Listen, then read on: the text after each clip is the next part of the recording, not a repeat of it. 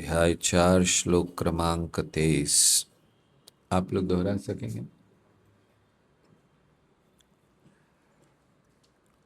भूतेर्महद्भिर्य इमा पुरो विभू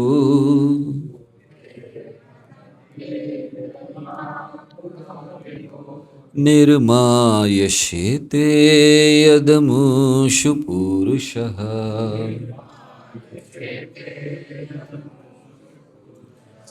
भुङ्क्ते गुणान् षोडश षोडशात्मकः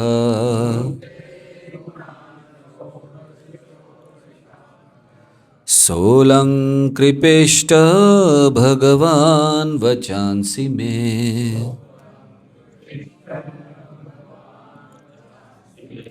भूतेर्महद्भिर्य इमा पुरो विभू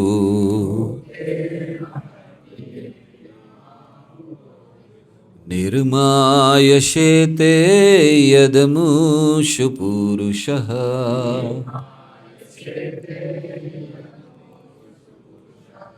भुङ्क्ते गुणान् षोडश षोडशात्मकः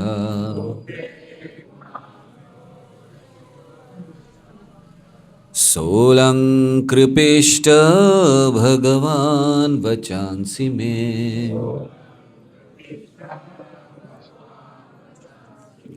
भूतेर्महद्भिर्य इमा पुरो विभू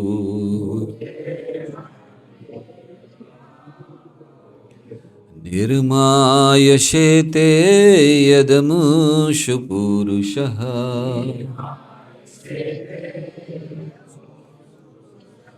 भुङ्क्ते गुणान् षोडश षोडशात्मकः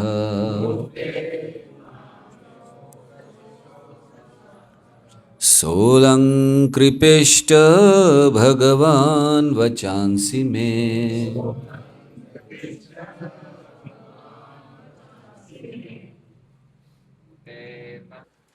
भूते तत्वों के द्वारा, महद्भीर भौतिक सृष्टि के, यह जो इमाह ये सब, पुरः शरीर, विभु भगवान के, निर्माय तैयार करने के लिए, शेते लेटते हैं, यद अमुषु अवतीर्ण होने वाले,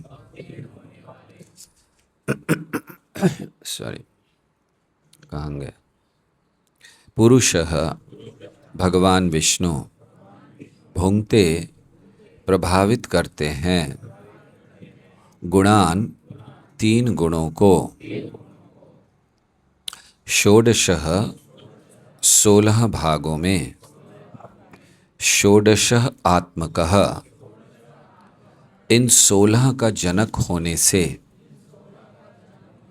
सह वे अलंक कृपिष्ट सुसज्जित करें, भगवान भगवान वचांसी वाणी को, में मेरी। अनुवाद और तात्पर्य ऐसी भक्ति वेदांत स्वामी शिल प्रभुपाद के द्वारा। शिल प्रभुपाद की अनुवाद। ब्रह्मांड के भीतर लेटकर जो तत्वों से निर्मित शरीरों को प्राणमय बनाते हैं, वे अपने पुरुष अवतार में जीव को भौतिक गुणों के 16 विभागों के अधीन करते हैं। जो जीव के जनक रूप हैं, वे पूर्ण पुरुषोत्तम भगवान मेरे प्रवचनों को अलंकृत करने के लिए प्रसन्न हों। तात्पर्य: पूर्ण आश्रित भक्त के रूप में अपने सामर्थ्य पर गर्व करने वाले संसारी व्यक्ति से सर्वथा विपरीत शुकदेव गोस्वामी भगवान से प्रसन्न होने के लिए प्रार्थना करते हैं, जिससे उनके प्रवचन सफल हों और श्रोताओं द्वारा उनकी यथार्थ अनुभूति हो। भक्त सदैव किसी भी सरलता में अपने आप को निमित्त मात्र मानता है और अपने द्वारा किए गए किसी भी कृत्य को श्रेय खुद लेने से इनकार करता है। जबकि ईश विहीन नास्तिक कार्यकलापों का सारा श्रेय खुद लेना चाहता है, जो यह भी नहीं जानता कि परमात्मा भगवान की मर्जी के बिना एक पत्ता भी नहीं हिल सकता। अतएव सुखदेव गोस्वामी उन परमेश्वर के निर्देशानुसार आगे बढ़ना चाहते हैं जिन्होंने ब्रह्मा जी को वैदिक ज्ञान व्यक्त करने के लिए प्रेरणा दी। वैदिक ग्रंथों में वर्णित सत्य न तो संसारी काल्पनिक सिद्धांत है, न वे कपोल कल्पित कहानियां हैं जैसे कि कम बुद्धि वाले लोग कभी कभी सोचते हैं। थोड़ा बीच में बोलिए नहीं। वैदिक सत्य वास्तविक सत्य के परिपूर्ण विवरण है, जिनमें न तो त्रुटि है न भ्रम। और सुखदेव गोस्वामी सर्जन संबंधी सत्यों के वास्तविक तथ्यों के रूप में प्रस्तुत करना चाहते हैं, न कि दार्शनिक तर्क के किसी तत्व ज्ञान के सिद्धांत के रूप में, क्योंकि वे उसी तरह भगवान के इशारे पर चलेंगे जिस तरह ब्रह्मा जी अनुप्राणित हुए थे। जैसा कि भगवत गीता के 15वें अध्याय के 15वें श्लोक में कहा गया है, भगवान स्वयं वेदांत ज्ञान के जनक हैं और वेदांत दर्शन के वास्तविक तात्पर्य को जानने वाले एकमात्र वे ही हैं। अतएव वेदों में वर्णित धर्म के सिद्धांतों से बढ़कर अन्य कोई सत्य नहीं है। ऐसा वैदिक ज्ञान या धर्म सुखदेव गोस्वामी जैसे प्रामाणिक पुरुष द्वारा फैलाया जाता है, क्योंकि वे भगवान के विनीत दास हैं, जिन्हें बिना किसी अधिकार वाले स्वनियुक्त व्याख्याकार बनने की कोई इच्छा न थी। वैदिक ज्ञान की व्याख्या करने की यही विधि है जिसे परंपरा प्रणाली कहते हैं। बुद्धिमान व्यक्ति यह स्पष्ट रूप से देख सकता है कि चाहे कोई भी भौतिक सृष्टि, चाहे अपना शरीर हो या फल या फूल, आध्यात्मिक स्पर्श के बिना सुंदरता के साथ वृद्धि नहीं कर पाती। संसार का सर्वाधिक बुद्धिमान व्यक्ति या बड़ा विज्ञानी किसी भी वस्तु को तभी ढंग से प्रस्तुत कर सकता है जब उसमें जीवन हो या आध्यात्मिक स्पर्श हो। अतएव समस्त सत्यों का स्रोत सर्वोपरि आत्मा है, स्थूल पदार्थ नहीं, जैसा कि भ्रमवश निपट भौतिकवादी सोचता है। वैदिक साहित्य से हमें जानकारी मिलती है कि सर्वप्रथम भगवान ने रिक्त भौतिक ब्रह्मांड में प्रवेश किया और तब सारी वस्तुएं एक एक कर विकसित हुईं। इसी प्रकार भगवान परमात्मा के रूप में प्रत्येक व्यक्तिगत जीव में स्थित हैं, अतः उनके द्वारा सारे कार्य अच्छे ढंग से संपन्न होते हैं। 16 प्रमुख सृजनकारी तत्व, जिनके नाम है पृथ्वी, जल, अग्नि, वायु, आकाश तथा 11 इंद्रियां, साक्षात भगवान से विकसित हुए और तब जीवों में बट गए। इस तरह भौतिक तत्वों का सृजन जीवों के भोग के लिए किया गया। अतएव समस्त भौतिक अभिव्यक्तियों के पीछे जो सुंदर व्यवस्था है, वे भगवान की शक्ति द्वारा संभव होती है और प्रत्येक जीव उसे ठीक से समझने के लिए भगवान से केवल प्रार्थना ही कर सकता है। चूँकि भगवान परम चेतना हैं और सुखदेव गोस्वामी से भिन्न हैं, अतएव उन्हें प्रार्थना अर्पित की जा सकती है। भगवान भौतिक सृष्टि का भोग करने में जीव की सहायता करते हैं, किंतु वे ऐसे झूठे भोग से पृथक रहते हैं। सुखदेव गोस्वामी भगवान से कृपा के लिए प्रार्थना करते हैं, जिससे वे सत्य को प्रस्तुत करने में स्वयं सहायता पाने के साथ साथ उन लोगों की भी सहायता करें जिन्हें वे सुनाने जा रहे हैं। ओम ज्ञानतिमिरान्धस्य ज्ञानाञ्जनशलाकया चक्षुरुन्मिलितं येन तस्मै श्रीगुरवे नमः। श्रीचैतन्यमनोभीष्टं स्थापितं येन भूतले स्वयं रूपः कदा मह्यं ददाति स्वपदान्तिकं। वन्देऽहं श्रीगुरौ श्रीयुतापदकमलं श्रीगुरून् वैष्णवांश्च श्रीरूपं साग्रजातं सहगण रघुनाथान्वितं तं सजीवं साद्वैतं सावधूतं परिजनसहितं कृष्णचैतन्यदेवं राधा कृष्णपादां सहगण ललिता श्रीविशाखान्वितांश्च। हे कृष्ण करुणा सिंधु दीनबंधु जगत्पते गोपेश गोपिका कांत राधा कांत नमस्तुते। तप्त कांचन गौरांगी राधे वृंदावनेश्वरी वृषभानुसुते देवी प्रणमामि हरिप्रिये। वाञ्छाकल्पतरुभ्यश्च कृपा सिन्धुभ्य एव च पतितानां पावनेभ्यो वैष्णवेभ्यो नमो नमः। नमः ॐ विष्णुपादाय कृष्णप्रेष्ठाय भूतले श्रीमते भक्तिवेदांत स्वामिनिति नामिने। नमस्ते सारस्वती देवे गौरवाणी प्रचारिणे निर्विशेष शून्यवादी पाश्चात्य देश तारिणे। जय श्री कृष्ण चैतन्य प्रभो नित्यानंद श्री अद्वैत गदाधर श्रीवासादि गौर भक्तवृंद। हरे कृष्णा कृष्णा कृष्णा हरे हरे, हरे राम राम राम हरे कृष्णा। बड़ी प्रसन्नता है आप सबको देखकर। आप लोग रोज इतनी संख्या में आते हो या आज कुछ एक्स्ट्रा है? कम है। अभी क्या है, मई महीने में समर वैकेशन में हाँ। काफी राजस्थान वासी ज्यादा रहते हैं और छुट्टी में राजस्थान। ओह अच्छा अच्छा, आज कम है। बहुत अच्छे, मतलब पूरा भरा रहता है, फुल है ना।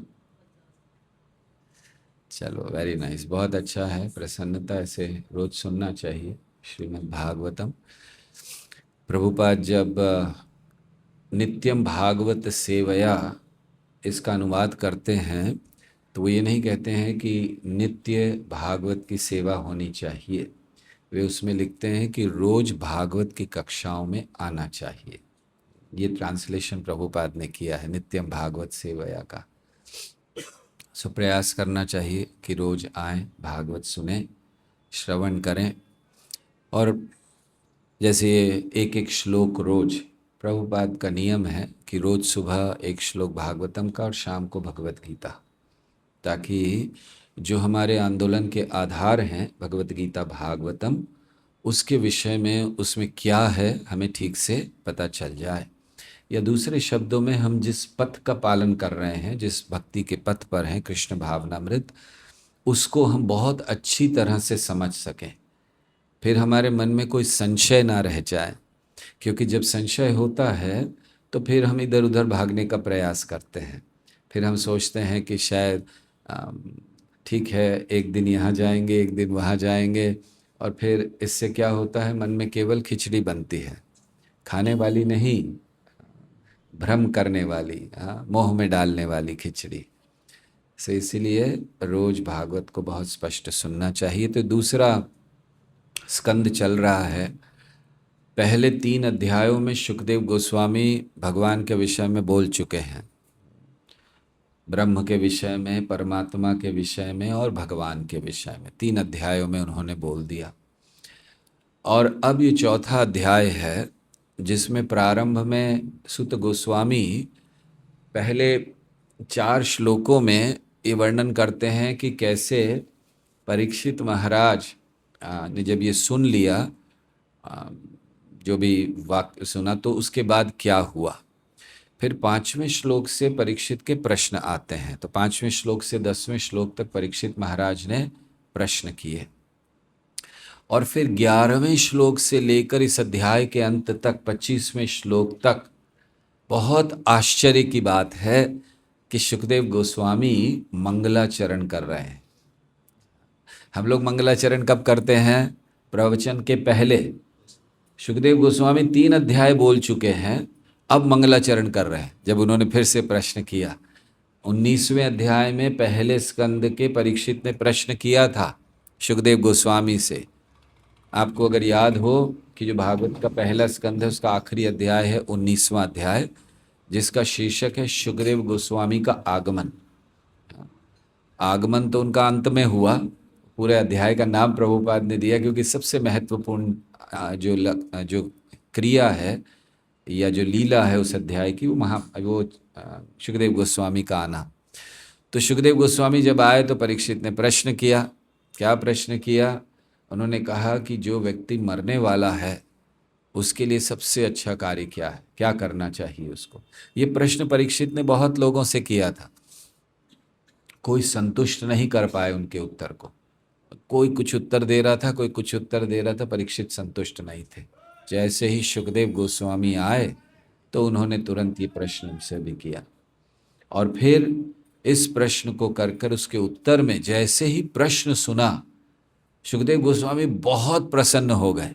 भक्तों का लक्षण होता है, और विशेष करके जिनके हृदय में प्रेम भरा हुआ है कृष्ण के प्रति, उनको जब कृष्ण के बारे में बोलने का अवसर मिलता है तो बहुत खुश हो जाता है। तो सुखदेव गोस्वामी इतने खुश हो गए, मंगलाचरण करना भूल गए। आप देखिए दूसरे स्कंद के पहले अध्याय में कोई मंगलाचरण नहीं है। उन्होंने ये नहीं जैसे हम लोग अज्ञान तिमिरांधस्य ज्ञ, कुछ नहीं, सीधे शुरू कर दिया बोलना, इतने खुश हो गए। फिर 3 अध्याय बोलने के बाद अब उनको याद आ रहा है मंगलाचरण तो किया नहीं मैंने, तो उन्होंने क्लास रोक कर अब वो मंगलाचरण कर रहे हैं इस अध्याय में। तो हम लोग जो ये सुन रहे हैं, ये जो अभी भाग चल रहा है, ये सुखदेव गोस्वामी का मंगलाचरण है कि भगवान से प्रार्थना कर रहे हैं। जैसे हम लोग मंगलाचरण करते हैं तो क्या होता है मंगलाचरण में? मंगलाचरण में एक होता है जहाँ भगवान से प्रार्थना की जाती है कि हम कुछ बोलने जा रहे हो, अज्ञान तिमिरांधस्य ज्ञानांजन शलाकया, कि हे गुरुदेव, हे कृष्ण, हे चैतन्य महाप्रभु, हम बोलने जा रहे हैं, शक्ति नहीं है, कृपया शक्ति दीजिए। तो वही चीज़ सुखदेव गोस्वामी इन प्रार्थनाओं में कर रहे हैं कि बल नहीं है, कृपया शक्ति दीजिए। तो इसमें वो कहते हैं किसको प्रणाम कर रहे हैं? मैं वासुदेव के अवतार शील व्यास, सॉरी ये दूसरा आ गया पीछे का।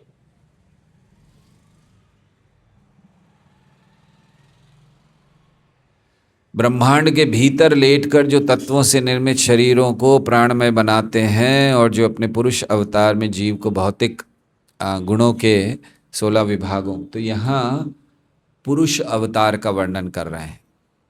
पुरुष अवतार मतलब 3 पुरुष अवतार होते हैं, महाविष्णु, गर्भोदक्षाय विष्णु और शिरोदक्षाय विष्णु, और एक होते हैं ना कारणोदक्षाय विष्णु, राइट? चौथे हो गए। अच्छा महाविष्णु, थोड़ा सा हम कंफ्यूज हो गए थे इसीलिए। सो महाविष्णु को ही कारणोदक्षाय, क्योंकि कारण सागर में वो निवास करते हैं। तो ऐसे इनको पुरुष अवतारों को वो प्रणाम कर रहे हैं। कि किस लिए प्रणाम कर रहे हैं? तो प्रभुपाद समझा रहे हैं तात्पर्य में। सबसे पहली चीज़ प्रभुपाद समझा रहे हैं तात्पर्य में कि ये जो प्रणाम कर रहे हैं, इसलिए नहीं कर रहे हैं कि एक पद्धति है जैसे हम लोग करते हैं। हमें जब प्रवचन के लिए दिया जाता है, हम लोग बड़े ओम ज्ञान तिमिरांधस्य ज्ञानांजन शलाकया चक्षुर, इधर उधर देखते रहते हैं, कुछ चलता रहता है, हम प्रणाम नहीं करते हैं। तो हम लोग एक फॉर्मेलिटी, लेकिन सुखदेव गोस्वामी फॉर्मेलिटी नहीं कर रहे हैं। क्यों प्रणाम कर रहे हैं? एक बहुत महत्वपूर्ण बात प्रभुपाद कह रहे हैं इस तात्पर्य में, क्योंकि वे अपने आप को निमित्त मानते हैं। ये शब्द इस्तेमाल कर रहे हैं प्रभुपाद कि वे अपने आप को निमित्त मानते हैं। ये बहुत महत्वपूर्ण चीज़ है, क्योंकि भगवद गीता के 11वें अध्याय में श्री कृष्ण अर्जुन से कहते हैं, तस्मात् त्वमुत्तिष्ठ यशो लभस्व जित्वा शत्रुन् भुङ्क्ष्व राज्यं समृद्धं मय्येवमेते निहिता पूर्वमेव निमित्तमात्रं भव सव्यसाचिन्। सो भगवान कहते हैं, देखिए ये जो श्लोक है भगवद गीता का, ये कहना चाहिए कि दिखने में ऐसा लगता है कि सारी भगवद गीता का विरोधी श्लोक है ये। एक तरफ भगवान ने पूरी भगवद गीता कही और एक तरफ ये श्लोक में ऐसी बातें कह दी जो गीता के विरोध में है। कैसे कह दिया? भगवान क्या कह रहे हैं अर्जुन को? ये दिखता है नहीं, लेकिन भगवान कह रहे हैं अर्जुन को, तस्मात् त्वमुत्तिष्ठ, अर्जुन उठो और क्या करो? तस्मात् त्वमुत्तिष्ठ यशो लभस्व, फेमस हो जाओ। हाँ, यश की प्राप्ति करो मतलब फेमस हो जाओ। हाँ, तो अर्जुन उठो, फेमस हो जाओ, यशो लभस्व जित्वा शत्रु, अपने शत्रुओं को जीतो, भुङ्क्ष्व राज्यम समृद्धम, राज्य का भोग करो, एंजॉय करो। तीनों बातें भगवद गीता के विरोधी है, राइट? भगवान कह रहे हैं फेमस हो जाओ। भगवद गीता क्या सिखाता है? हम शरीर है ही नहीं, ये फेम वेम, ये भौतिक जगत बेकार है, क्षणिक है, ये सब सिखाता है ना भगवद गीता। फिर भगवान क्यों कह रहे हैं फेमस हो जाओ? या भगवान ने एक्चुअली पहले कही थी भगवद गीता, तब व्यूज़ नहीं आते थे, तो भगवान ने कहा था कि कुछ ऐसा बोलो कि कम से कम मिलियन व्यूज़ आ जाएं तुम्हारे, ऐसा बोल रहे होंगे भगवान। तो फेमस होने के लिए क्यों बोल रहे हैं? भगवत गीता में बताते मात्रा स्पर्शास्तु कौन्तेय शीतोष्ण सुख दुख, ये तो सब आने जाने वाली चीजें हैं, और फिर कह रहे हैं फेमस हो जाओ। दूसरा क्या कह रहे हैं? जित्वा शत्रुन। अरे जब हम शरीर है ही नहीं, आत्मा है, तो कौन शत्रु और कौन मित्र? भगवत गीता तो यही कहती है ना, सबको समान देखना है। कहा है कि नहीं? पंडितः समदर्शिनः। ज्ञान है अगर तुम्हें, विद्या विनय संपन्ने ब्राह्मणे गवि हस्तिनी शुनि चैव शुपाके च पंडिता समदर्शिना। तो जब समदर्शिना है तो शत्रु कौन हो गया? और भगवान कह रहे जित्वा शत्रुन। और तीसरी बात तो एकदम विरोधी, भुंक्ष्व राज्यम समृद्धम, राज्य का भोग करो, एंजॉय करो। ये सारी भगवत गीता का विरोधी है। कहाँ भगवान ने कहा भगवत गीता में एंजॉय करना चाहिए, भोग करना चाहिए? तो त्याग की बात की है, वैराग्य की बात की है, सब कुछ छोड़ो। हाँ, ईश्वरो हम अहम भोगी सिद्धो हम बलवान सुखी। ये तो अगर कोई सोचता है तो ये कौन है? ये आसुरी स्वभाव है। और अर्जुन को कह रहे भोग करो। हाँ।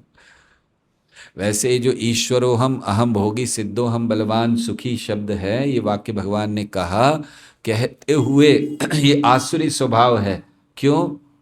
क्यों ये आसुरी स्वभाव है? क्योंकि हमारी स्थिति के बिल्कुल विपरीत है।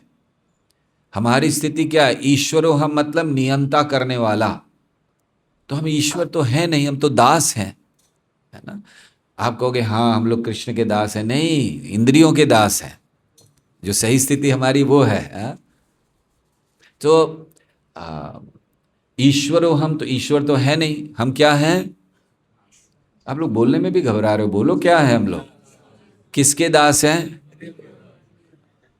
कृष्ण के किसी ने कहा है इंद्रियों के दास है। सो दास ईश्वरो हम अहम भोगी, भोग करने वाले हैं हम। इस जगत में कोई भोग कर सकता है?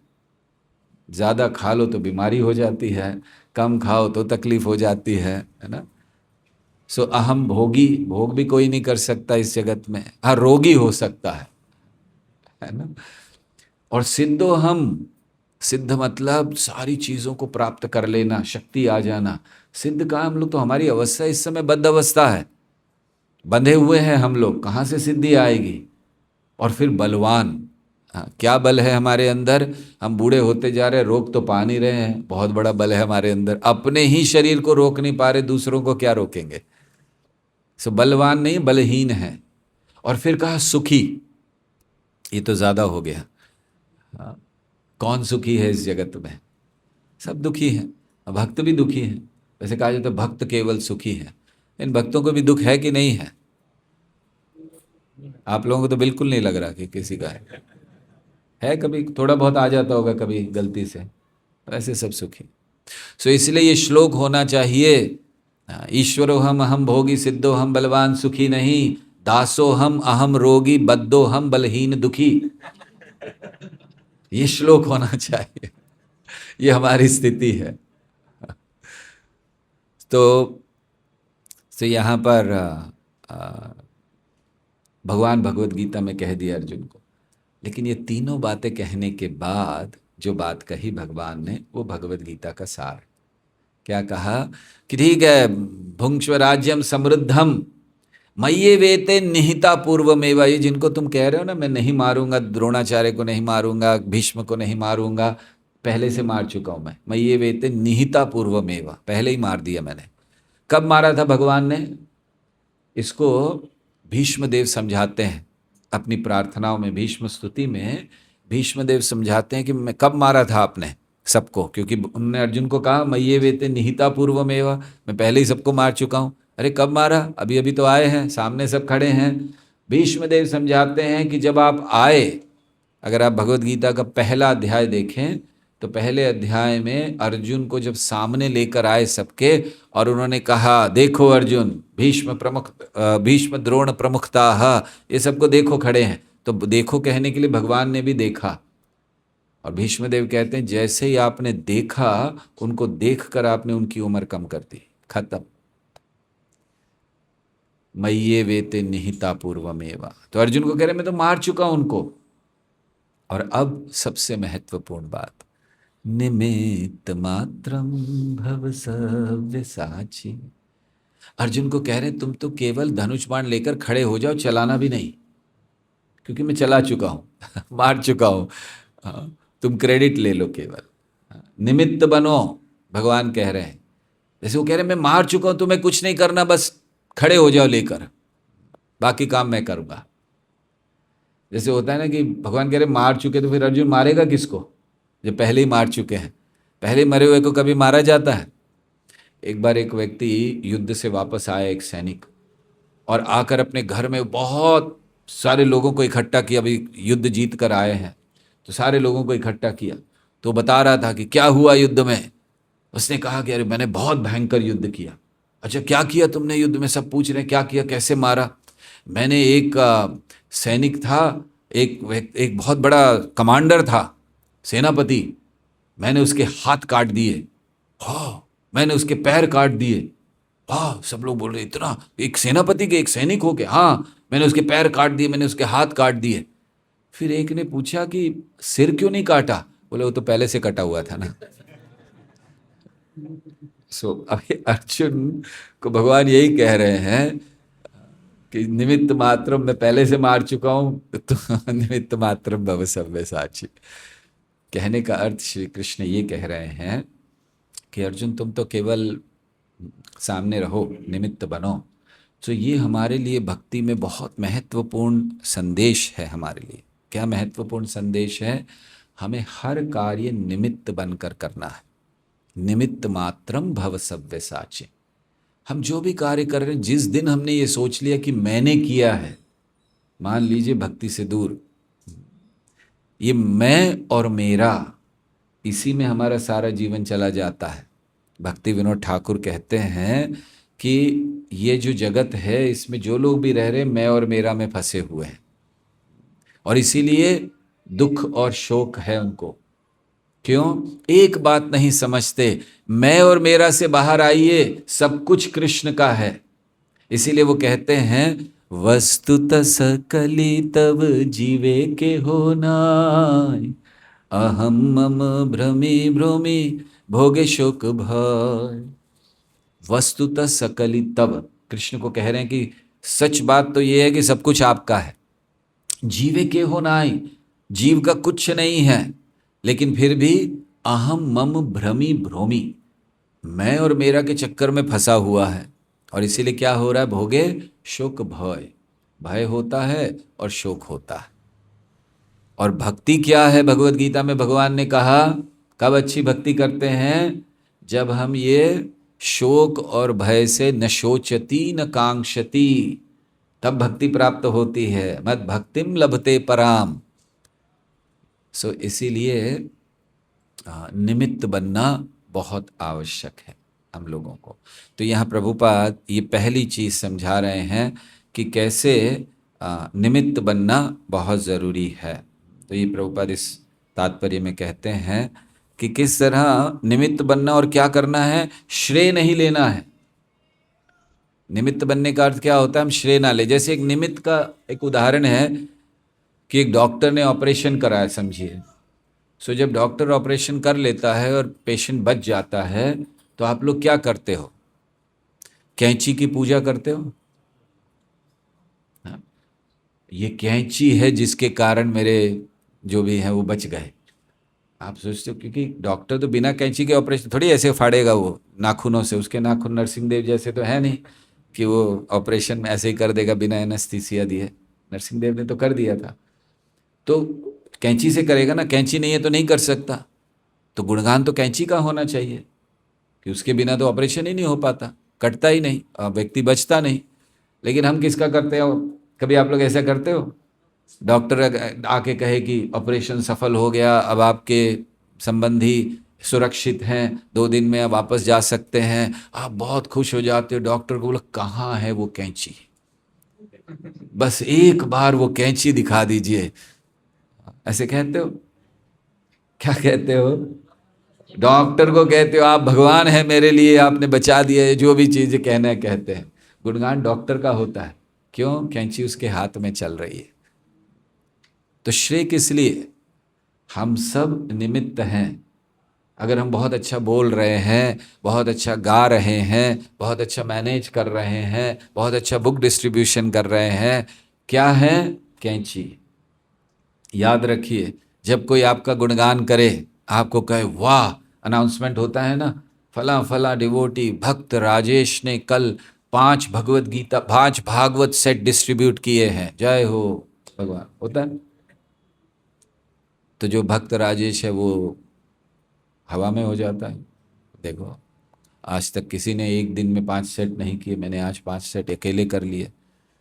तो ये, तो क्या होना चाहिए जब ऐसी बात हो? कैंची याद कर लो कि कैंची की पूजा नहीं होनी है, डॉक्टर की होनी है।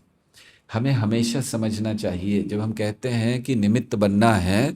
और एक उदाहरण याद रखिए, देखिए ये उदाहरण इसलिए दे रहे हैं कि याद आएगा जब हमारी कोई प्रशंसा करे। तो 2-3 उदाहरण हम देते हैं, इसको हमेशा याद करिए। पहला क्या है अभी जो दिया? कैंची याद रखना। दूसरा उदाहरण, एक एक माँ थी, वो अपने बच्चे को पियानो बजाना सिखा रही थी। पियानो समझते हैं आप लोग? जानते हैं क्या होता है पियानो? वो बड़ा सा होता है, फिल्मों में देखा होगा।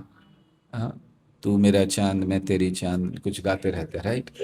हाँ, सो वो, अब हम वो पुराने 30 साल पहले जो गाने थे वही गाएंगे ना, वो तो हमें अब के पता नहीं। तो वो बजाते हैं, राइट? तो बजाना सिखा रही थी पियानो। एक्चुअली पियानो से याद आया, शिला प्रभुपाद ने जब पहली बार अमेरिका में प्रचार शुरू किया, छोटा सा कमरा था, इस इतना ही होगा। और प्रभुपाद सबको एनकरेज करते थे कि आइए कीर्तन करेंगे। तो कुछ लोग अपने अपने इंस्ट्रूमेंट ले आते थे, कोई गिटार ले आया, कोई कुछ, प्रभुपाद सबको, किसी को मना नहीं। सो जब कीर्तन हो रहा है तो कोई गिटार बजा रहा है, कोई कुछ और बजा रहा है, प्रभुपाद कोई बात नहीं, बजाने दो। तो एक बार एक व्यक्ति इतना बहुत बड़ा पियानो घसीटता हुआ लेकर आया कहीं से, आधा कमरा उसी से भर गया था। प्रभुपाद ने कुछ नहीं कहा। और सोच रहे थे हम लोग होते तो उसको अंदर ही नहीं आने देते, चल भाई ये क्या इतना बड़ा। प्रभुपाद ने कुछ नहीं कहा, आधा कमरा केवल पियानो से बज, वो भी पुराना टूटा फूटा पियानो था, कहीं से ले आया था उठा के।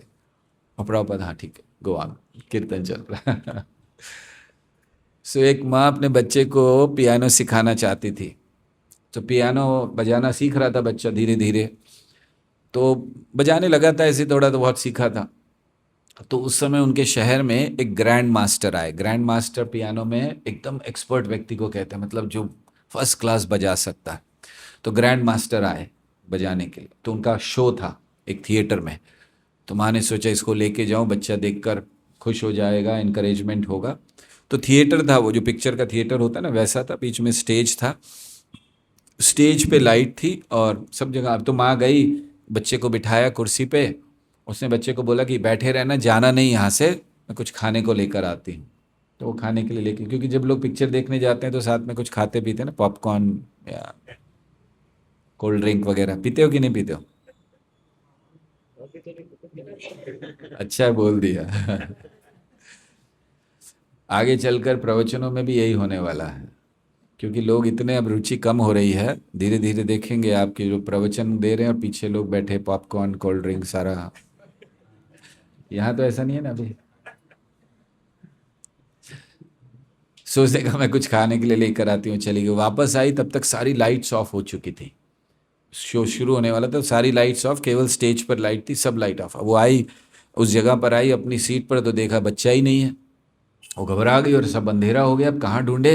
इधर उधर देखा तो देखा कि बच्चा स्टेज पे बैठा है, पूरे लाइट है, स्टेज पे बैठा है। वो कहाँ बैठा है? पियानो के ऊपर।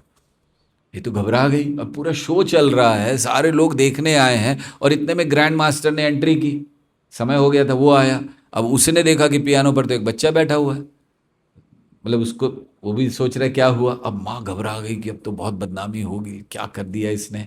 अब ग्रैंड मास्टर भी आया तो उसको भी आश्चर्य हुआ, मतलब ये तो ऐसा हो गया ना कि हमको कहा कि आपका प्रवचन है प्रभु जी, आइए भागवतम पर, हम लोग पहुंचे पता व्यासासन पे, तो कोई दूसरा बैठे प्रवचन दे रहा है। तो बोले भाई ये क्या हो गया। तो ग्रैंड मास्टर वही सोच रहा था, बुलाया शो तो मेरा है। खैर, लेकिन बच्चे को देखकर समझ गया कि आ गया होगा कहीं से। सो बच्चा बजा रहा था वो पियानो, टांग टोंग टांग, जो भी उसको आता था थोड़ा बहुत। सो ग्रैंड मास्टर, वो तो एक्सपर्ट था, तो वो गया, पीछे से गया उसने बच्चे ने ऐसे ऐसे हाथ रखे हुए थे, ऐसे बजा रहा था, तो उसने बच्चे के छोटे छोटे हाथ थे, तो बच्चे के हाथ के ऊपर अपने हाथ रखे उसने, ऐसे अपने दोनों हाथ। बच्चे को कहा उठना नहीं, बैठे रहो, और बच्चे के हाथ के ऊपर उसने हाथ रखे और फिर उसने बजाना शुरू किया। अब ग्रैंड मास्टर बजाएगा तो स्वाभाविक है, बच्चे के हाथ नीचे थे, बच्चा सोच रहा था मैं बजा रहा हूँ ना, बच्चा सोचा आज आज मुझे बहुत अच्छा बजाना आ गया, कैसे आ गया अचानक, क्योंकि बच्चे के हाथ नीचे थे, लेकिन बजा ऊपर से रहा था वो, है ना। तो जो बुद्धिमान लोग थे वो समझ रहे थे बच्चा नहीं बजा रहा है, ये वो बजा रहा है, लेकिन बच्चा क्या सोच रहा था, मैं बजा रहा हूँ। तो यही होता है निमित्त बनना। हम लोग जो कर रहे हैं हम वो बच्चे की तरह हैं, वो छोटा छोटा कुछ टांग टुंग टुंग कुछ बजा रहे हैं, लेकिन जीवन का संगीत तब निकलता है जब भगवान अपने हाथ ऊपर रखते हैं और भगवान बजाते हैं, और हम तो सोचते हैं कि हम बजा रहे हैं, हमारे से बहुत कुछ हो रहा है, हमने जीवन में ये कर दिया, हमने मंदिर बना दिया, हमने इतना कॉन्ग्रीगेशन खड़ा कर दिया, होता है ना, लोग बोलते हैं, और जब बोलते भी हैं लोग तो हम उसको स्वीकार भी कर लेते हैं। अतुल कृष्ण प्रभु अकेले आपने इतना कर लिया है, यस, कैसे कर लिया, बताऊंगा कभी, अकेले में मिलना। तो हम लोग को बड़ा शौक भी है श्रेय लेने का, हम लोग तो उन चीज़ों का श्रेय भी ले लेते जो हमने किया नहीं है। हम बता रहे थे अभी एक दो दिन पहले शायद लेक्चर में कि हम तो उनका भी श्रेय ले लेते जो हमने किया नहीं है। आपको बताते हैं, हम अभी 2 साल 3 साल पहले की बात है, जाम्बिया में थे, अफ्रीका में। सो हमें अफ्रीका में एक देश से दूसरे जगह जाना था, एक एक देश से दूसरे, छोटा प्लेन था, तो हमारे पास लगेज ज़्यादा था, क्योंकि हम आए थे जब भारत से जाते हैं ना तो बड़ा प्लेन होता है, उसमें बहुत लगेज अलाउड होता है, लेकिन वहाँ छोटा था तो अलाउड नहीं था, हमें पता नहीं था। सो हमारे पास लगेज था, उदाहरण के लिए, अभी याद नहीं, बट उदाहरण के लिए हमारे पास 30 किलो लगेज था, और वहाँ पे 15 किलो ही अलाउड था, जैसे भारत में भी लोकल में 15 किलो अलाउड होता है। सो और वो लोग बहुत पैसा लेते हैं, इंटरनेशनल है तो खर्चा बहुत हो गया, एक एक किलो का 2,000 3,000 रुपया ले लेते हैं, मतलब 15 किलो का देना है तो कम से कम 30,000 रुपया या 15 20 25 हज़ार रुपया वो मांग लेते हैं हमें। सो अब हम लेकर आए, हम यही सोच रहे थे कि पता नहीं कैसे कितना मांगेंगे क्या है, तो हमने बैग रखा, उसने बैग देखा ही नहीं उस तरफ कितना वजन है क्या है, वो हमें देख रही थी, एक महिला बैठी थी वो हमें देख रही थी। खैर हमने कहा, होता है कभी कभी हम लोग जाते हैं ना तो हमारे दिखने से लोग अजीब लगता है इनको कि कौन से प्लैनेट से आ गए हैं ये लोग, जिन्होंने कभी देखे नहीं साधु, तो वहाँ जाते हैं तो वो लोग ऐसे ही देखते हैं, ये पता नहीं, और कभी कभी पूछ भी लेते हैं ये 2 लाइन क्या लगा रखा है आपने, ग्राफ। तो वो हमें देख रही थी, तो हमें पता था, हमें आदत है अभी कि ये लोग ऐसे देखते रहते हैं, क्योंकि सोचते हैं कहाँ से कोई विचित्र प्राणी आ गया है। तो फिर उसने देख कर कर रही थी वो, जो बोर्डिंग पास देना होता है तो वो कर रही थी, साथ साथ देख रही थी, फिर देखते देखते उसने हमसे कहा आप बहुत अच्छा बोलते हैं।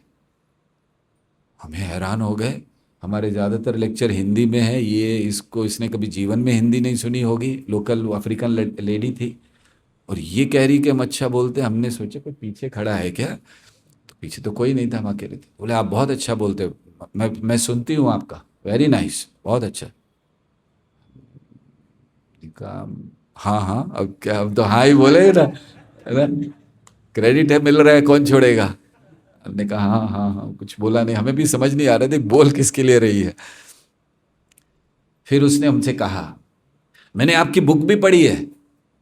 तब तो हमें पक्का हो गया, क्योंकि आज तक बुक ही नहीं लिखी है हमने कोई, सो हमें पक्का हो गया हमारे बारे में तो नहीं बोल रही है। एक्चुअली क्या होता है, जो लोग ज़्यादातर ब्रह्मचारी वगैरह से मिलते नहीं है ना, सबके सर शेव होते हैं, उनको सारे एक जैसे दिखते हैं कि एक ही जैसे। तो वो गौर गोपाल प्रभु के लिए बोल रही थी, क्योंकि बुक उन्होंने लिखी, उनके लेक्चर सब लोग सुनते हैं। हमें समझ में आ गया, हमने कहा नहीं उसको, क्योंकि 25-30 हज़ार रुपये की बात थी।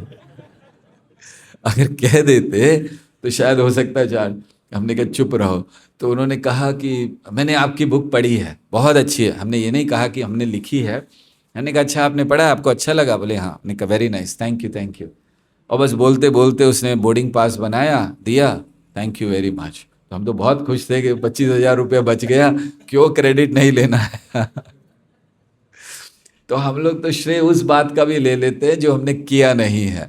हमें बोलना चाहिए था मैं वो नहीं हूँ, वो कोई दूसरा है। हाँ, लेकिन बोल देते तो शायद वो अच्छा दूसरा है, ये 15 किलो ज़्यादा है। फिर हमने कहा भाई नहीं बोलेंगे, जो है समझ लो। तो ये हम सब के अंदर भावना है श्रेय लेने की, क्रेडिट लेने की, इसको हमें छोड़ना है।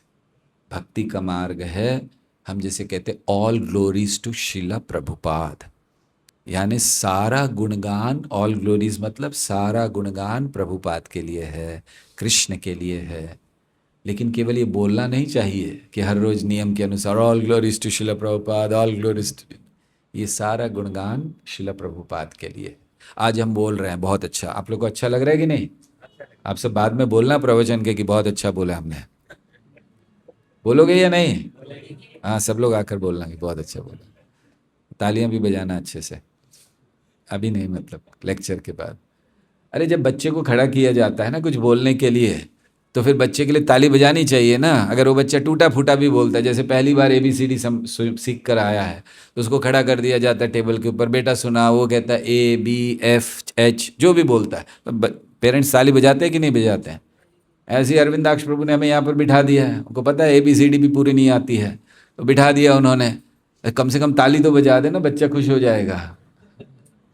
राइट प्रभु?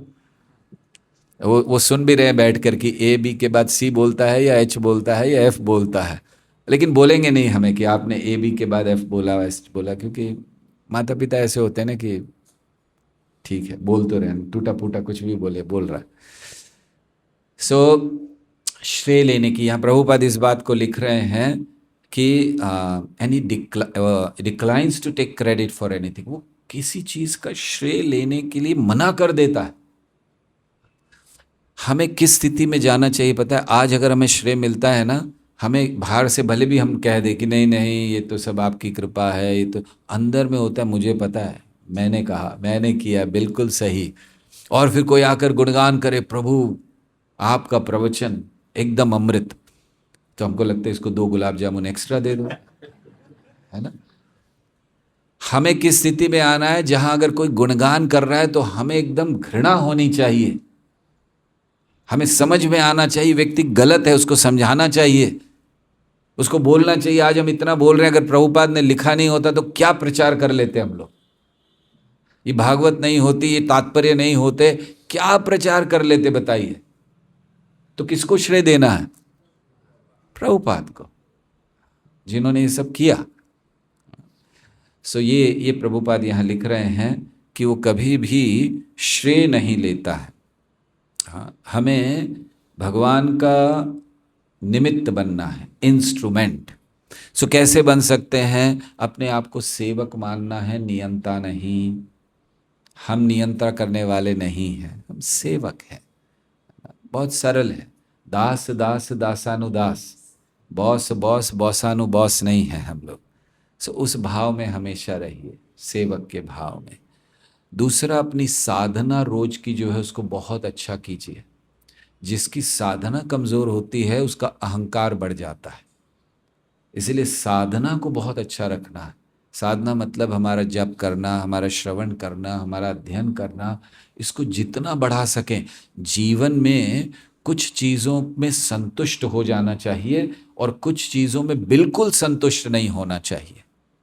किन चीज़ों में संतुष्ट होना चाहिए? भगवान की कृपा से परिवार जैसा मिला है, पति को जो पत्नी मिली है, पत्नी को जो पति मिला है, उसमें संतुष्ट रहना चाहिए।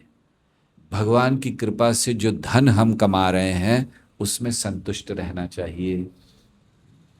कामना नहीं करनी चाहिए कि और मिल जाए, जो मिल रहा है ठीक है।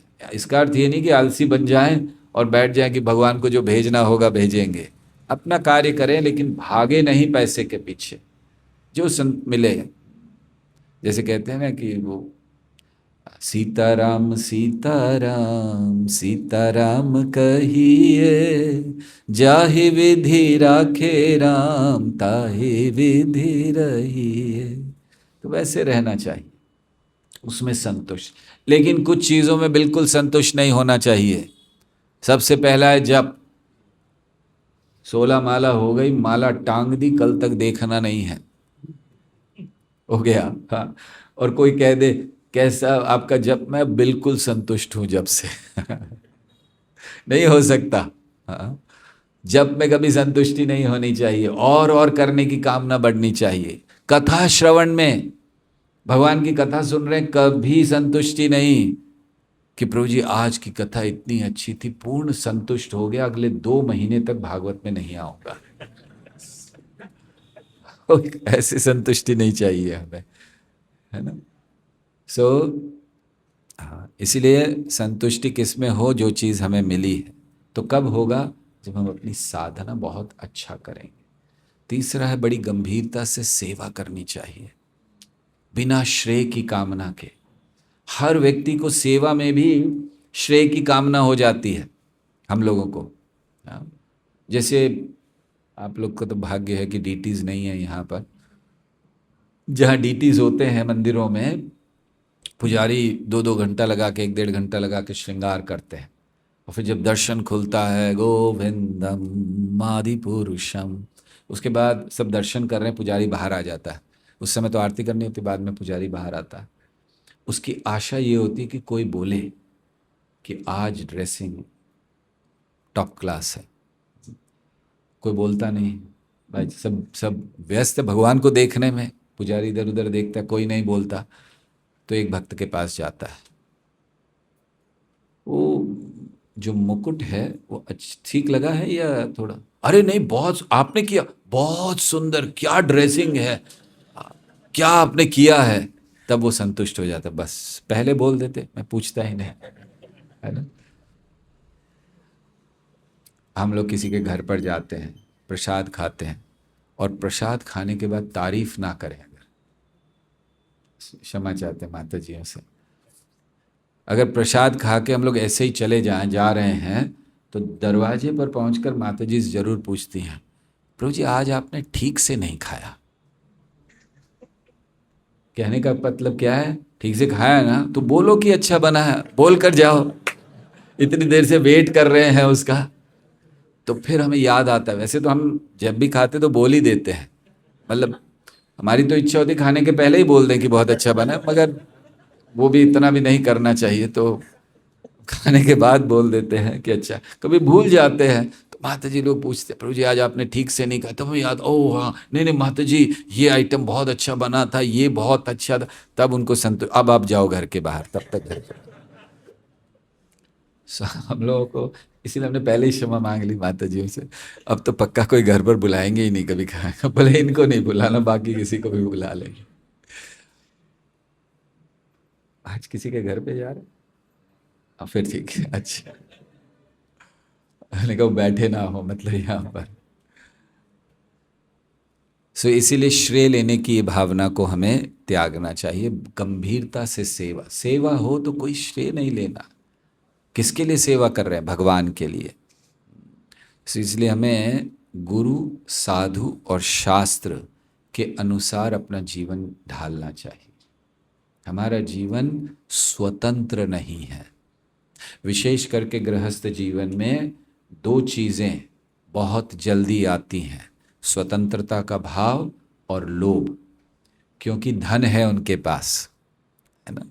तो जब धन होता है तो हमें लगता है हम कुछ भी कर सकते हैं। जैसे हम लोग ब्रह्मचारी हैं, हमें कोई यात्रा पे जाना है, तो हमारे आश्रम में नियम क्या है, बोर्ड पर लिस्ट लगेगी, नेक्स्ट यात्रा जो हो रही है उसकी बोर्ड पर लिस्ट लगेगी। आपको जाके लिस्ट में नाम देखना है। अगर आपका 2 लिस्ट लगती हैं, हमारे जब यात्रा होती है आश्रम से तो 2 लिस्ट लगती है। एक लिस्ट लगती है कि जो लोग जा रहे हैं यात्रा में, दूसरी लिस्ट लगती है क्योंकि ये लोग जा रहे हैं तो बाकी लोगों की एक्स्ट्रा सेवा जो है, तो जो नहीं जा रहे हैं उनको एक्स्ट्रा सेवा करनी पड़ती है। तो आपको जाके आपका नाम देखना है कि कहाँ पर है। अगर यात्रा में है, खुश हो जाओ, बैग पैक करना शुरू करो। और लगती भी 1-2 दिन पहले है, पहले से नहीं कि कोई जाकर फिर कंप्लेन करे। बैग पैक करो, और नहीं आया नाम, एक्स्ट्रा सेवा के लिए तैयार हो जाओ। ये हमारा जीवन है। गृहस्थ में कोई प्रॉब्लम नहीं है। अच्छा यात्रा हो रही है प्रभु जी वहाँ जाना, हाँ चलो टिकट बुक करो, स्वतंत्र है ना। तो ऐसे बहुत सारी चीज़ों में स्वतंत्र होते हैं। वैसे यात्रा में जाने में स्वतंत्रता तो अच्छी की बात है, लेकिन बाकी चीज़ों। और दूसरा लोभ, इसीलिए गृहस्थों के लिए अनिवार्य किया गया है कि उन्हें किसी न किसी के मार्गदर्शन में रहना चाहिए और दान जरूर करना चाहिए, ताकि वो जो पैसे से आसक्ति हो रही है ना कि मैंने कमाया है, मेरा है, ये दान देना चाहिए। ये मस्ट किया गया है, कंपल्सरी गृहस्थों को करना ही चाहिए। हाँ। और उसका भी अहंकार नहीं होना चाहिए कि मेरे पैसे से मंदिर चल रहा है।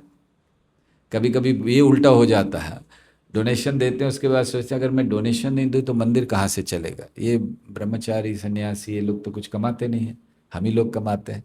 और ब्रह्मचारी सन्यासी सोचते हैं सारे पतित जीव बैठे हुए हैं, एक भी वैरागी आदमी नहीं, सब भोग कर रहे हैं, सब आसक्त है ना। ये तो दोनों को अहंकार होता है। ब्रह्मचारी को अपने वैराग्य का अहंकार हो जाता है कि देखो ये लोग क्या विषयासक्त पूरे भोगों में पड़े हुए पतित जीवात्माएं, और मैं देखो हाँ भगवान की ओर जा रहा हूँ। और गृहस्थों को हो जाता है कि मेरे से मंदिर चल रहा है। ये लोग तो बहुत अच्छा वातावरण हमारे इस्कॉन में होना चाहिए भक्तों में। और वातावरण क्या होना चाहिए, जितने गृहस्थ भक्त हैं उनको, ब्रह्मचारियों को, सन्यासियों को अपने बच्चों की तरह पालना चाहिए। जैसे आप अपने बच्चों की केयर करते हो ऐसे केयर करनी चाहिए। और ये कभी नहीं सोचना चाहिए, आप कभी सोचते हो कि अपने बच्चे को अगर आप पालन कर रहे हो तो सोचते हो कि मैं इसको पालन कर रहा हूँ। अगर सोचते हैं तो वो गलत है, क्योंकि प्रेम ही नहीं है। जब प्रेम होता है तो ये कोई बात नहीं आती कि कौन पालन कर रहा है। सो बच्चों की तरह पालना चाहिए। और ब्रह्मचारी और सन्यासियों को भी अहंकार नहीं होना चाहिए, उनको हमेशा आध्यात्मिक वातावरण को बनाए रखना चाहिए, उनको वैराग्य का प्रदर्शन करना चाहिए, ताकि जो गृहस्थ अब आगे बढ़ रहे हैं वानप्रस्थ की ओर या अन्य चीज, तो उनको प्रेरणा मिले उस चीज के लिए। तो ऐसा वातावरण शुद्ध होना चाहिए। तो इसलिए जितना भी अहंकार है उसको त्याग देना चाहिए, तब हम निमित्त बन सकते हैं। और भगवान पर विश्वास बढ़ाइए कि भगवान जो करते हैं वो अच्छा करते हैं और भगवान है मेरी रक्षा करने के लिए, ये विश्वास होना चाहिए। तो कितने बजे तक क्लास है? सो ये विश्वास हमारा होना चाहिए कि भगवान है, वो करेंगे रक्षा। जैसे एक युद्ध चल रहा था तो अर्जुन रात को सो गए। हुआ ये था कि भीष्म देव ने शाम को घोषणा कर दी थी कि कल पांडवों को मैं मार दूंगा। और भीष्म ने की थी, कोई ऐसे कोई पतला दुबला सैनिक ने कहा कि मैं मार दूंगा, ऐसा नहीं था।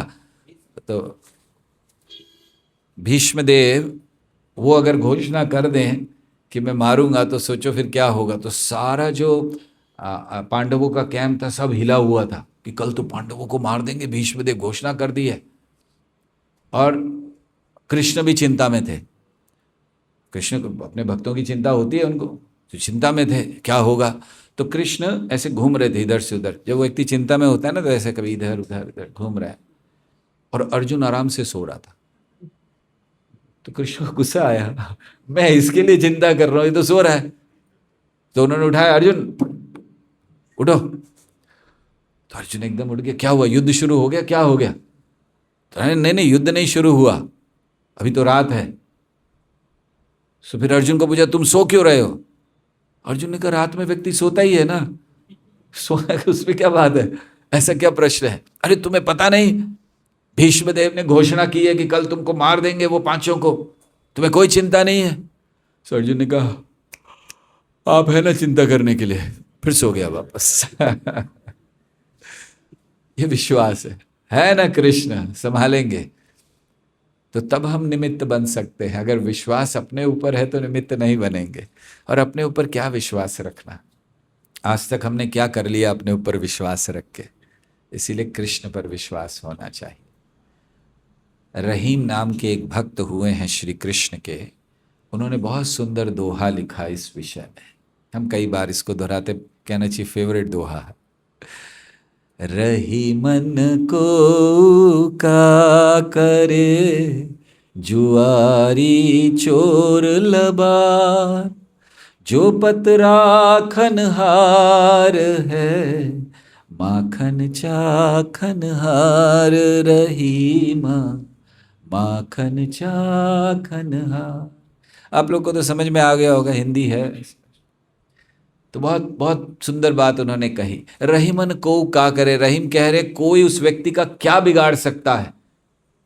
जुआरी चोर लबार, तीन नाम लिए उन्होंने। जुआरी जुआ खेलने वाले, चोरी करने वाले, और लंपट व्यक्ति स्त्रियों का अपमान करने वाले। सो जुआरी चोर लबार कोई किसी का नहीं बिगाड़ सकता। क्यों नहीं बिगाड़ सकता? जो पतरा खनहार है। जो रक्षा करने वाला कौन है? सबसे बड़ा चोर। माखन चाखन हार, सबसे बड़ा चोर है ना वो। उनका गुणगान भी किया गया है ऐसे ही, सारे चोरों में सबसे बड़े चोर हैं। बताओ कोई ऐसा आपका गुणगान करे, आपको कैसा लगेगा? अरविंदाक्ष प्रभु सारे चोरों में सबसे बड़े चोर हैं। अरविंदाक्ष प्रभु के बाहर निकलो, अगले बार से दिखाई नहीं दे। हम लोग गुणगान कर रहे हैं, चौराग्रगण्यम पुरुषम नमामि। चौराग्रगण्यम, चोरों में सबसे अग्रणी है। क्या चुराते हैं वो? कृष्ण क्यों क्यों कहा गया सबसे बड़ा चोर? इसलिए नहीं कि माखन चुराते हैं। श्री राधिकाय हृदय से चौरम चौराग्रगण्यम पुरुषम नमामि। श्रीमती राधा रानी का हृदय चुरा लेते हैं। चलो वो तो राधा रानी के लिए हो गया, हमारे लिए क्या करते हैं? क्या चुराते हैं? क्या चुराते हैं? पापों को। बहुत अच्छा। अनेक जन्मार्जित पाप चौरम चौराग्रगण्यम पुरुषम नमामि। आपके घर में अगर चोर आएगा, क्या चुरा के ले जाएगा? पंखा ले जाएगा, लाइट ले जाएगा, थोड़ा पैसा ले जाएगा। आपके अनेक जन्मों का पाप कौन चुरा सकता है? केवल कृष्ण। इसीलिए चौराग्रगण्यम। तो जो पत राखनहार है, रक्षा करने वाला, तो ये तीन नाम क्यों लिए? जुआरी चोर लबार। सबसे बड़ा जुआरी कौन है आपके नाम अभी तक याद आता है? कृष्ण तो है। हर चीज में कृष्ण मत बोलिए, अभी वो चोर हो गए बस। सबसे बड़ा जुआरी कौन है? शकुनी। Very nice. महाभारत में शकुनी सबसे बड़ा जुआरी। सो शकुनी का नाम ले रहे, जुआरी कहकर उसको याद कर रहे हैं कि उसने अपना सारा प्रयास कर लिया पांडवों को दूर रखने का। दरअसल जब जुआ खेला गया था, 2 बार खेला गया था, एक बार नहीं। पहली बार जुआ खेला गया, उसमें पांडव सब कुछ हार गए, अपना राज्य हार गए, अपने आप को हार गए, द्रौपदी को हार गए, द्रौपदी का अपमान हुआ। और अपमान के बाद जब कृष्ण ने रक्षा कर दी, सब साइलेंट थे, कोई आवाज नहीं हो रही, सब हैरान थे देखकर कि हुआ क्या ये। एकदम आश्चर्य। आप सोचिए कि एक स्त्री की साड़ी खींची जा रही है और वो खींचे ही जा रहा है, वो खींचे ही जा रहा है, वो खींचे ही जा रहा है। साड़ी उतनी थी तो आपको आश्चर्य नहीं होगा? सारा स्तब्ध बैठे थे, देख रहे थे हुआ क्या। अब धृतराष्ट्र अंधा है, उसको तो कुछ समझ नहीं आ रहा, दोनों तरह से अंधा था, शरीर से भी और आध्यात्मिक दृष्टि से भी। तो अब उसको कुछ आवाज भी नहीं आ रही है। तो उसने विदुर को पूछा, विदुर क्या हो रहा है? ये क्या, ये सब साइलेंट क्यों हो गए? विदुर ने कहा, बताया कि ऐसे ऐसे अपमान हुआ। तो अब क्या है? विदुर ने कहा, आपका काल कोई रोक नहीं सकता, क्योंकि आपने एक स्त्री का अपमान कर दिया। नहीं नहीं विदुर, बताओ क्या करना है? अगर बचना चाहते हो तुरंत सब कुछ वापस करो। धृतराष्ट्र ने द्रौपदी से क्षमा मांगी कि मुझे क्षमा कर दो, ये हुआ मेरे सभा में, आप सब ले जाओ, आपका राज्य, आपके पति जो भी हैं, सब जो जीता था सब वापस किया, और वे चले गए अपने आप को बचाने के लिए। लेकिन दुर्योधन रोने लग गया, यार मैंने इतना मेहनत करके सब कुछ छीना था, आपने 1 मिनट में वापस कर दिया, कैसे पिता हो आप, धिक्कार है आप पर, आगे से आपकी शक्ल नहीं देखूंगा। तो फिर दुर्योधन को संतुष्ट करने के लिए दोबारा बुलाया, लेकिन कंडीशन रखी थी, इस बार द्रौपदी का कुछ नहीं करना, वो बाकी तुम्हें जो करना है झगड़ा उन लोगों से करो, द्रौपदी को बीच में नहीं लाना। ठीक है। सो एक ही शर्त रखी दूसरी बार, कि अगर आप हार गए तो 12 वर्ष वनवास, 1 वर्ष अज्ञातवास, और उस 1 वर्ष में पकड़े गए फिर 12 वर्ष वनवास, फिर 1 वर्ष अज्ञातवास, फिर उसमें पकड़े गए फिर 12 वर्ष वनवास, 1 वर्ष अज्ञातवास। मतलब शकुनी ने पूरा प्लान किया था, जीवन भर वन में रहेंगे लोग, आएंगे ही नहीं कभी, और हम यहाँ एंजॉय करेंगे। लेकिन जो पतरा खनहार है, माखन चाखन हार। जब कृष्ण जिसकी रक्षा कर रहे हैं उसका कोई क्या बिगाड़ सकता है? दूसरा जुआरी चोर। चोर कौन है सबसे बड़ा कृष्ण को छोड़कर? जिसने ऐसी चोरी की कि सोची भी नहीं जा सकती। पृथ्वी को चुरा ले गया था। हाँ, वेरी नाइस। और रावण ने सीता मैया को चुराया। बहुत अच्छा। और कोई? ब्रह्मा जी। इतनी बड़ी चोरी कृष्ण के नगरी से, कृष्ण के होते हुए उनके ग्वाल वालों को उठाकर ले गए, गायों को उठाकर ले गए, बछड़ों को। इससे बड़ी चोरी और कौन कर सकता है? जैसे मानो आज कोई कहे कि मोदी जी की लड़की को कोई उठाकर ले गया। इसीलिए उनकी लड़की नहीं है, टेंशन मत लो आप लोग। आप सब चिंता में आ गए, क्या होगा क्या होगा। अरे लड़की नहीं है उनकी, चिंता मत करो। सो इतनी बड़ी चोरी उन्होंने कर ली और ब्रह्मा जी लेकर गए, कहीं छुपा कर आए, वापस आए। 1 साल हो गया उनको। आए तो देखा क्या है, सब वैसे का वैसा। चारों सर घूमने लग गए ब्रह्मा जी के, 4 सर हैं, अब चारों घूम रहे। ये हुआ क्या, समझ ही नहीं आ रहा उनको। अब कृष्ण रक्षा करने वाले। और तीसरा लबार। लबार मतलब लंपट व्यक्ति, स्त्रियों का अपमान करने वाला। कौन है जिसने स्त्री का अपमान किया? रावण और दुशासन। सबके सामने द्रौपदी की साड़ी खींच रहा है दुशासन। तो क्या कर लिया उसने? इतनी शक्ति से साड़ी खींच ली, क्या हो गया? तो इसीलिए वो कहते हैं जो पत राखन हार है माखन चाखन हार। माखन चुराने वाला जिसकी रक्षा कर रहा है उसका कोई क्या कर सकता। सो इसीलिए निमित्त मात्रम भव सव्यसाचिन, निमित्त बनना चाहिए। तो ये पहला पॉइंट प्रभुपाद यहाँ दे रहे हैं। और इसके अलावा हमने इस तात्पर्य से 6 पॉइंट्स और लिखे थे आज बोलने के लिए, जो प्रभुपाद ने कहे हैं। लेकिन अब 9 बज गया है, इसीलिए अगली बार जब आएंगे तब और चर्चा करेंगे। हरे कृष्णा कृष्णा कृष्णा हरे हरे, हरे राम राम राम। ग्रंथराज श्रीमद् भागवतम की जय। श्रील प्रभुपाद की ताई गौर प्रेमानंदे। हरे कृष्ण। कृष्ण कृष्ण हरे हरे, हरे राम राम राम। तो बहुत ही सुंदर क्लास दी प्रभु ने। और हम भक्तों के लिए तो विशेषकर बहुत ही प्रेरणादायक है कि हमें सेवा करते हुए कोई भी प्रकार का श्रेय अपने ऊपर नहीं लेना चाहिए। तो कुछ पॉइंट्स मैंने लिखे, हम एक बार वापस सुन लेते हैं। हर एक कार्य करना चाहिए लेकिन निमित्त बन के करना चाहिए। दूसरा, ये जगत में सब लोग मैं और मेरा में फंसे हुए हैं और इसलिए हमें शोक और भय होता है।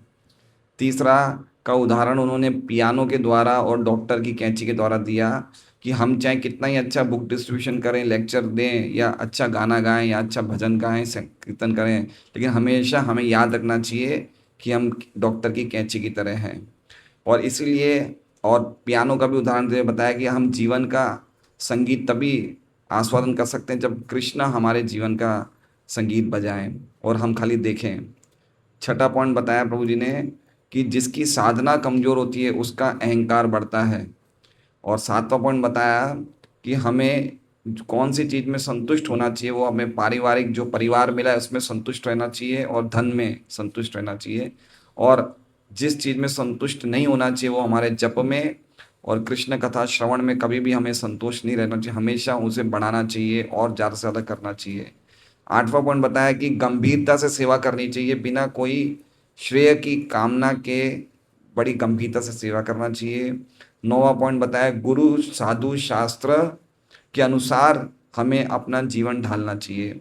10वां पॉइंट बताया कि हमें कभी भी स्वतंत्र नहीं रहना चाहिए।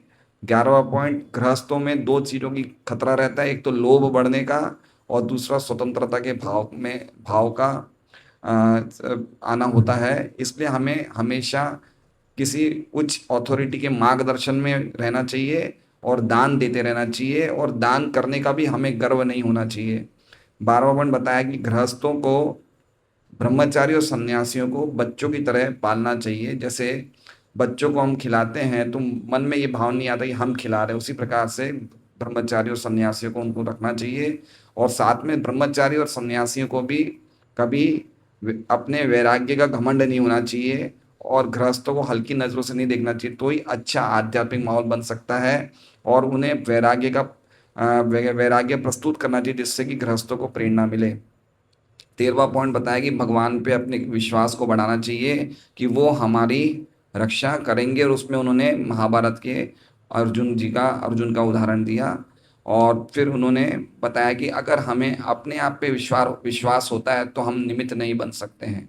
और फिर बाद में रहीम का भजन गाते हुए उन्होंने जुआरी में शकुनी का उदाहरण दिया, लबार में उन्होंने दुशासन का, और चोर में उन्होंने ब्रह्मा जी का उदाहरण देके बताया कि चाहे कितना ही बड़ा कोई जुआरी चोर लबार क्यों ना हो, लेकिन भगवान जब रक्षा करने वाले हैं तो हम हमेशा उनकी मार्गदर्शन में सुरक्षित रहेंगे। तो बहुत सुंदर मेन उनका जो पॉइंट था कि भक्तों को हमेशा निमित्त बन के रहना चाहिए। ये बहुत ही अद्भुत प्रवचन था। तो हम प्रभु जी को धन्यवाद देते हैं एक बार महामंत्र का उच्चारण करके, हरे कृष्णा कृष्णा कृष्णा हरे हरे, हरे राम राम राम हरे। प्रभु जी को बहुत शास्त्रों का बहुत गहन अध्ययन है। तो आज जो भी भक्त श्रीमद् भागवतम सेट लेना चाहता है तो प्रभु जी के हाथों से कर कमलों के द्वारा वो साइन करेंगे। आज बहुत अच्छा दिन है और हमें प्रभु जी का आशीर्वाद मिलेगा कि हम भी शास्त्र को इस तरह से पढ़ें जिस तरह से प्रभु जी हमें समझाते हैं और वो पढ़ते हैं। तो कोई आज लेना चाहते हैं भागवतम का सेट? सबके पास है तो एक और एक्स्ट्रा लग सकते हैं। हरे कृष्णा, कल्याण जी की जय हो। हरे कृष्णा कृष्णा कृष्णा हरे हरे, हरे राम राम राम। तो कल्याण जी ने आज एक भागवतम है, एक है सेट है यहाँ पे, एक सेट है यहाँ पे। ठीक है, आपका सेट प्रभु जी से साइन करवा के मैं आपको दे दूंगा। हाँ, फर्स्ट कैंटो एक बुक लेके प्रभु जी के साथ आप ले लीजिए, फोटो खिंचवा लीजिए। आइए कल्याण जी, आइए। ये